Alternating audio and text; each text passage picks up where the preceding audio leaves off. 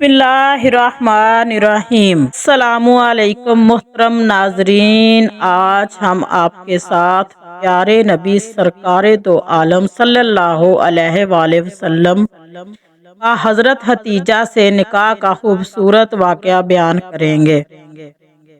ایک مرتبہ قبل از بست مکہ کی عورتوں کے درمیان عید میں اختلاف ہو گیا۔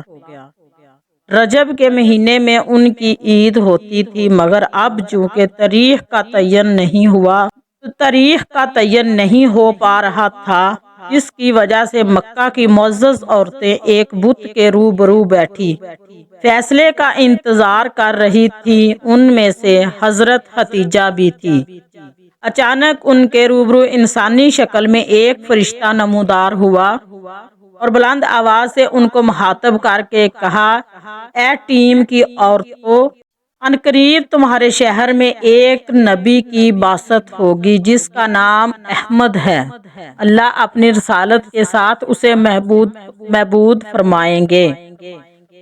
تو تم نے جو کوئی اس کے استاد رکھے اس کی زوجہ بن جائے اور نکاح کر لے۔ یہ سن کر اکثر خواتین اس کو کینکریاں مارنے لگی اور برا بلا کہنے لگی، لیکن حضرت حتیجہ رضی اللہ تعالیٰ عنہ نے خاموشی اختیار کی اور ناگواری کا اظہار نہ کیا۔ حضرت حتیجہ رضی اللہ تعالیٰ عنہ اپنے غلام مصر سے آپ صلی اللہ علیہ وسلم کے متعلق بہت کچھ سن چکی تھی۔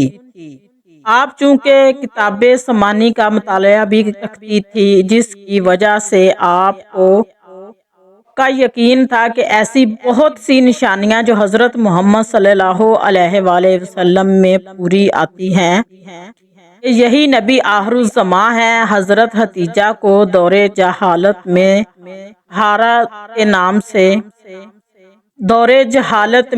طاہرہ کے نام سے پکارا جاتا تھا۔ آپ کا شمار مکہ کی شریف ترین، معزز اور مالدار خواتین میں ہوتا تھا، اس لیے مکہ کے بہت سے شریف خاندانوں کے لوگ ان سے شادی کرنے کے لیے دل میں ارمان لیے بیٹھے تھے۔ جیسے ہی سرکار دو عالم اپنی جوانی کی عمر میں آئے تو آپ کے چچا ابو طالب کی توقع آپ نے بڑھنے لگی۔ تو حضرت ابو طالب نے فرمایا، اے بھتیجے، میں ایک بہت ہی غریب آدمی ہوں۔ کافی عرصے سے خشک سالی کا دور چل رہا ہے۔ کوئی ایسا ذریعہ نہیں کہ جسے اپنا کام چل سکے، اور نہ ہی ہماری کوئی تجارت ہے۔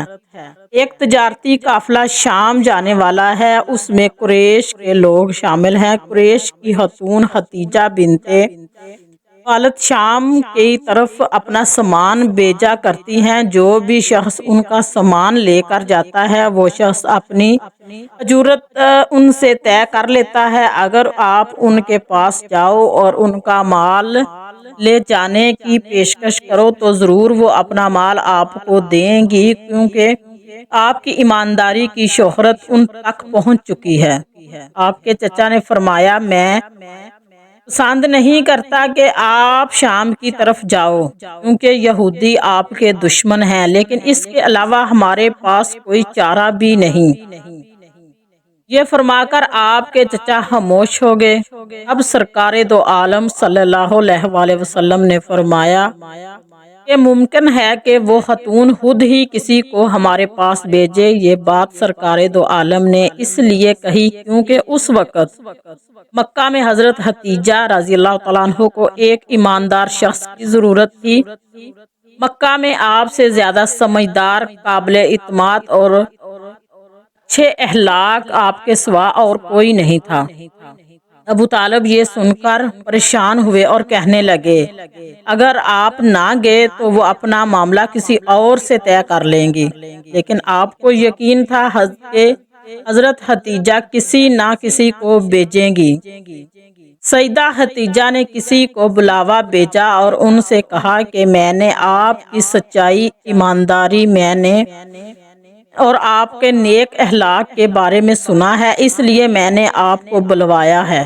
حضرت حتیجہ نے پیغام میں بولا، جو ایسے میں لوگوں کو دیتی ہوں، اگر آپ میرا کام کریں گے تو میں آپ کو دگنا دوں گی۔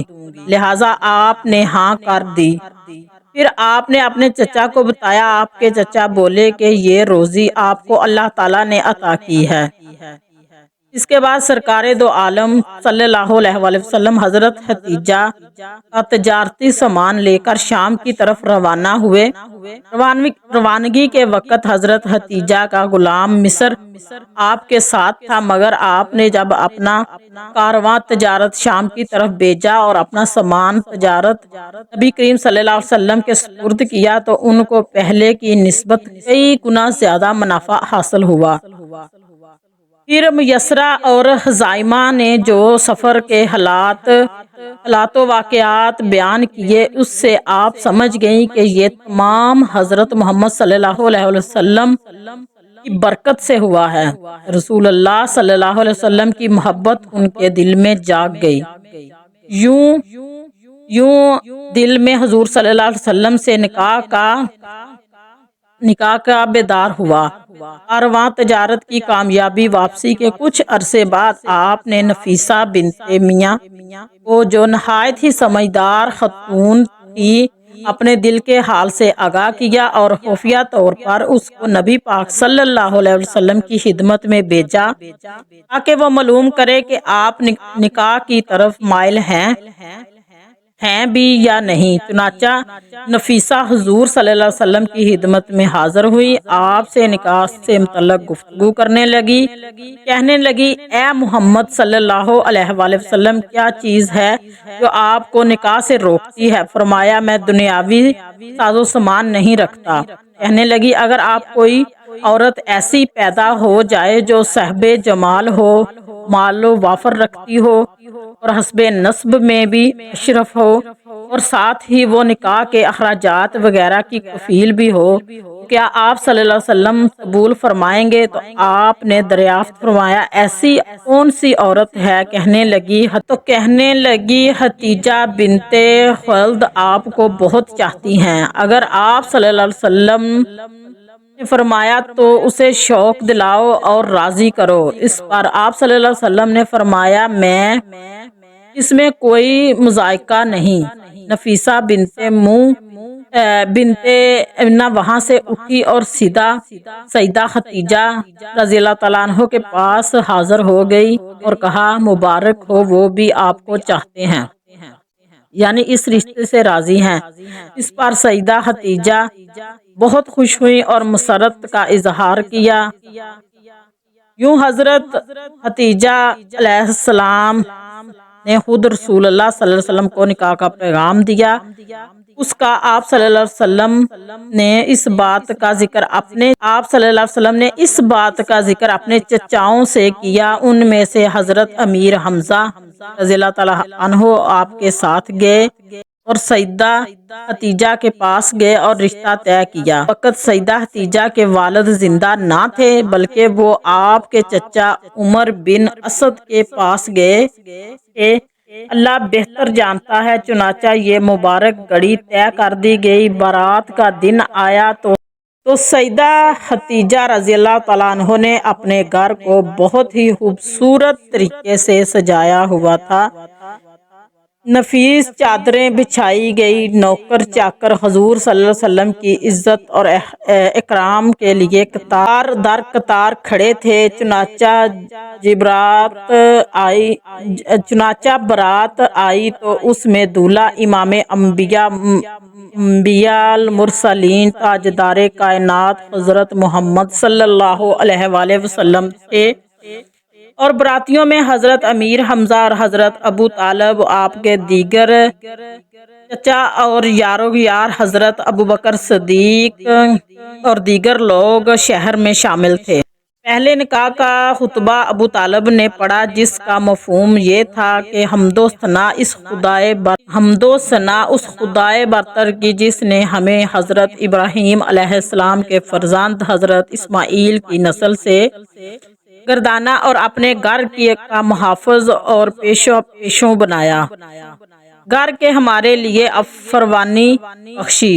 اس کی زیارت کے لیے آئے اور ہمیں لوگوں پر حاکم بنایا۔ خدائے الہی کے بعد یقیناً میرا یہ بھتیجا محمد بن عبداللہ صلی اللہ علیہ وسلم ایسا جواں ہے کہ کوئی قریشی مدد اس کے ہم پلہ نہیں ہے۔ یہ سب پر باری ہے، اسے ترجیح حاصل ہوتی ہے، اگرچہ اس کے پاس مال کم ہے لیکن مال تو ضائع ہونے والی چیز ہے اور فانی ہے۔ یہ ان لوگوں میں سے ہے جسے تم جانتے ہو، اور انہوں نے میرے اس بھتیجے نے حضرت ختیجہ کو نکاح کا پیغام دیا اور میرے مال سے ایک مقدار بطور مہر دی، جس میں نقدی بھی ہے اور ادار بھی۔ اللہ تعالیٰ کی قسم، اس کے بعد میرے اس بھتیجے کے لیے بہت بڑی خبر اور عظیم معاملہ ہے۔ جب حضرت ابو طالب نے خطبہ مکمل کیا تو ورقہ بن نوفل، عمر بن اسد نے بھی خطاب پڑھے۔ اس عقد مبارک کی تکمیل کے بعد حضرت ابو طالب نے ولیمے کے لیے اونٹ ذبح کیے اور قریش کی شاندار دعوت کی۔ سیدہ ختیجہ رضی اللہ تعالیٰ عنہ نے اپنے لونڈیوں کو حکم دیا کہ دفت بجا کر رقص سے مسرت کا اظہار کریں۔ چنانچہ اس پر مسرت اور تقریب کا اختتام ہوا تو تمام مہمان اپنے گھروں کو روانہ ہوئے۔ اس روز وفاف واقعہ ہوا۔ اس کے بعد سیدہ ختیجہ رضی اللہ تعالیٰ عنہ خزانوں کے دروازے کھول دیے اور اپنے تمام ملک حضور صلی اللہ علیہ وسلم پر قربان کر دیے۔ پیارے آقا سرکار دو عالم اس شادی سے بہت خوش ہوئے اور جناب ابو عالم اس شادی سے بہت خوش ہوئے، اور جناب ابو طالب نے بھی اپنی مسرت کا اظہار انہی الفاظوں میں کیا: سب خوبیاں اس ذات کے لیے جس نے ہم سے مصیبتیں دور فرمائی اور ہم سے غموں کو اٹھایا۔ ناظرین، بے شک ام المومنین سیدہ ختیجہ رضی اللہ تعالیٰ عنہ کے بلند و مقام مرتبہ کی وجہ صرف ایک ہی وجہ تھی کہ آپ کو حضرت محمد صلی اللہ علیہ وسلم کی زوجیت کے لیے پسند کیا گیا۔ آپ کی عزت عظمت کا اندازہ آپ اس حدیث پاک سے بخوبی لگا سکتے ہیں کہ پیارے آقا صلی اللہ علیہ وآلہ وسلم سب سے بہتر عورتوں میں مریم اور ختیجہ ہیں۔ حضرت جبرائیل علیہ السلام بحکم خدا آپ کو جنت کی بشارت دی تھی۔ یہ شادی ہر اعتبار سے ایک مثالی رشتہ ثابت ہوئی۔ وقت گزرنے کے ساتھ ساتھ حضرت محمد صلی اللہ علیہ وسلم حضرت ختیجہ رضی اللہ تعالیٰ عنہ کے گھر میں مسرتوں اور نیکیوں کا اضافہ ہوتا چلا گیا۔ حضرت ختیجہ اس سے خوشگوار شادی کے بعد 25 برس زندہ رہیں۔ ان کی آپ نبوت کے 10ویں سال یعنی کہ 65 برس کی عمر میں رحالت فرما گئیں۔ حضرت ختیجہ سے حضور صلی اللہ علیہ وسلم کی محبت لازوال تھی۔ ختیجہ کے انتقال کے بعد بھی وہ انہیں اسی محبت احترام سے یاد کیا کرتے تھے۔ ان کی وفات کے کافی عرصے بعد ایک بات حضور صلی اللہ علیہ وسلم نے، وہ ایک مثالی بیوی تھی، انہوں نے اس وقت اسلام قبول کیا تھا جب سارا عرب کافر تھا۔ انہوں نے اپنی ساری دولت مجھ پر یعنی میرے مشن پر نچھاور کر دی۔ حضور صلی اللہ علیہ وآلہ وسلم حضرت ختیجہ بھی ہمیشہ کمال اور حسن سلوک سے پیش آتے تھے، چنانچہ ان کی وفات کے بعد جب بھی ان کے رشتہ دار یا سہیلیاں وغیرہ آپ صلی اللہ علیہ وسلم کی خدمت میں حاضر ہوتی تو آپ صلی اللہ علیہ وسلم ان کی انتہائی احترام اور شفقت سے پیش آتے۔ دعا ہے کہ اللہ پاک ان کی مرکز پر انوار پر کروڑوں رحمتوں کا نزول فرمائے اور ان کے ذکر خیر کو اپنے پاک بارگاہ میں قبول فرمائے۔ آمین یا رب العالمین۔